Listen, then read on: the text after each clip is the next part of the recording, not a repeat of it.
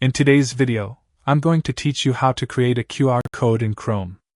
By the end, you'll have a clean, scannable QR code that points directly to any web link you choose, and you'll know exactly what each click does so nothing feels confusing. First, with Chrome open, head to the website qrcodegenerator.com. This is a straightforward, reputable tool that turns your web address into a QR code instantly. When the page loads, you'll likely see a prompt asking you to accept cookies. Go ahead and click Accept All. Cookies help the site remember basic preferences and ensure the generator loads and functions correctly. If you prefer stricter privacy settings, you can adjust them in your browser later, but accepting here will make this quick and smooth. Next, decide which link you want to convert into a QR code. This can be any public web page, like a product page, a sign-up form, a video, or your personal website.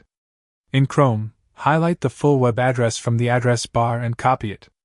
It's a good idea to check that the link is complete and starts with HTTP or HTTPS, and that it leads exactly where you want people to land. Remember, a QR code is just a visual shortcut to that link. Whoever scans it will go to that exact address. Now, return to qrcodegenerator.com and paste your link into the main field on the page. The generator usually creates the QR code automatically as soon as your link is pasted. If you don't see it update right away, press Enter to confirm the input. You should see a crisp black and white square appear. That's your QR code, ready to use. Finally, download your QR code. Click the Download button on the site.